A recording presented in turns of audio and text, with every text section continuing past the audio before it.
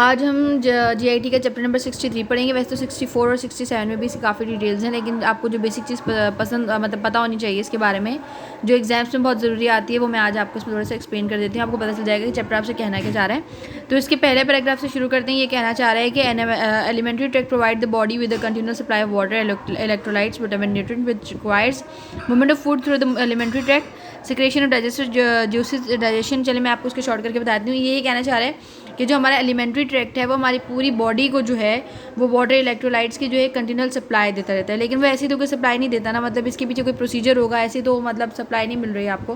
तो इसमें जो पहली चीज़ है वो ये है कि फूड की मूवमेंट जो आपके एलिमेंट्री ट्रैक्ट में होती है, मुँह से लेके जो रेक्टम तक जो फूड की मूवमेंट है, वो अगर खाना एक जगह रुक जाए तो आपको जो है वो इसका प्रोसीजर मतलब शुरू होने से पहले ही ख़त्म हो जाएगा। ठीक है। दूसरी चीज़ ये है कि सिक्रेशन ऑफ डाइजेस्टिव जूसेस, आपका खाना हज़म होना चाहिए प्रॉपरली। वो कैसे होगा? जब तक आपका जो मुंह है उसमें से सलाइवा नहीं निकलेगा और आपके जो स्टमक है और जो इंटेस्टाइन है, अगर उसके अंदर जो है गैस्ट्रिक जूसेस नहीं मतलब उसको प्रोवाइड करेंगे आपको जो फूड है उसको, जो आपने खाना खाया है उसको, तो वो डाइजेस्ट नहीं होगा, हजम नहीं होगा। तीसरी चीज़ ये absorption of water and various electrolytes, vitamin and digestive products. अब खाना क्योंकि अब वो कायम बन गया है और उसकी एब्जॉर्प्शन तो मतलब उसकी एब्जॉर्प्शन होनी चाहिए ना, उसके अंदर जो चीज़ लेने के लिए हमने खाना खाया है उसकी एब्जॉर्प्शन भी होनी चाहिए हमारे ब्लड के अंदर। तो तीसरी चीज़ वो होती है कि इसकी एब्जॉर्प्शन को किस तरीके से मतलब यकीनी बनाया जाए। चौथी चीज़ ये होती है कि जो अब हमने एब्जॉर्ब कर लिया है वो किस तरीके से ब्लड के ज़रिए हमारे पूरी बॉडी के ऑर्गन में पहुंचा जाए। और पांचवी चीज़ ये है कि इन सब चीज़ का control of all these function by local nervous and hormonal systems. ठीक है। इन सब चीज़ों का कंट्रोल किन किन मीन्स से होता है वो भी मैं आपको इसमें एक्सप्लेन कर दूंगी। अब पहली चीज़ तो ये कि हम इसकी जनरल नोट में पढ़ेंगे। आप ये बात ध्यान में रख लीजिएगा कि मोटिलिटी का मतलब होता है मूवमेंट। जहाँ पे भी ये वर्ड नजर आए आपने इसको मूवमेंट समझना है। तो अब सीन ये है कि अगर हम अपने जीआईटी ट्रैक्ट को हम अपनी उसको अगर हम डाइसेक्शन उसका कर लें दो पार्ट्स में, तो वो मतलब बीच में से उसको काट दें तो हमें कुछ इस तरीके की नज़र आएगी।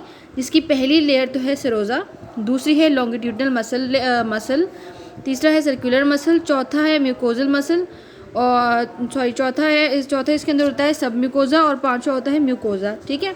जिस तरीके से यहाँ पे लिखा हुआ है, इसके अंदर एक चीज़ मिसिंग है, वो मैं आपको थोड़ी देर में बताती हूँ। ये देखिए, इसके पहली तो है सिरोज़ा, दूसरी है लॉन्गिट्यूडनल स्मूथ मसल लेयर, तीसरी है सर्कुलर स्मूथ मसल लेयर, और चौथी है द सब म्यूकोजा, और पांचवी है म्यूकोजा। जो इसमें एक मिसिंग है, क्योंकि मैं एक साथ 3-4 बुक से पढ़ती हूँ, तो अकॉर्डिंग टू मियोज आपको मैं दिखा देती हूँ।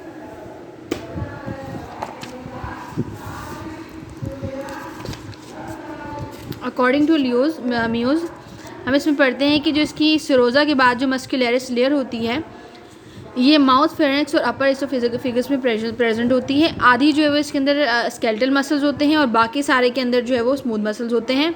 अब इसके अंदर जो है मैं आपको एक चीज़ बताती हूँ कि यहाँ पे जो सिरोज़ा के बाद मस्कुलरिस लेयर बताई गई है, वहाँ पे सिर्फ स्मूथ मसल लेयर नहीं बताई गई, वहाँ पे स्केलेटल मसल लेयर भी बताई गई है, जो इसोफेगस और रेक्टम एनल कैनाल के अंदर होती है।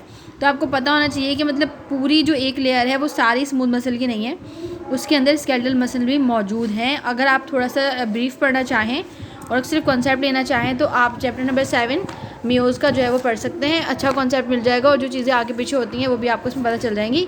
तो ये हमने पढ़ ली, इसकी 4 लेयर्स होती हैं। अब इसमें क्या काम होता है मैं आपको बताती हूँ। Gastrointestinal smooth muscle function as a system. अब ये इसका मैं पहले आपको कॉन्सेप्ट क्लियर कर दूँ, फिर इसकी जो 4 लेयर्स के बारे में बात करते हैं। 5 लेयर, सॉरी, इन 5 लेयर्स का नाम आपको याद होना चाहिए, क्योंकि इसके बीच में होते हैं जो फंक्शंस होकर होते हैं, मूवमेंट हो गई या नर्व सिस्टम etc। तो अब ये सिस्टम क्या होता है, ये बहुत लंबी बात है, लेकिन मैं आपको ऐसे बताती हूँ कि फॉर एग्ज़ाम्पल अगर एक फाइबर है हमारे पास जीआईटी का, मैं लूँ एक फ़ाइबर, तो ये एक फ़ाइबर मैंने जीआईटी का लिया, तो इसका जो डायामीटर होता है वो होता है 2 से 10 माइक्रोमीटर। ये यहाँ पे 2 से 10 माइक्रोमीटर, और जो इसकी जो लंबाई होती है वो होती है 200 से लेके 500 माइक्रोमीटर्स तक। ठीक है। अब ये एक फाइबर जो है इसकी मैंने आपको बात बताई है कि ये कितना बड़ा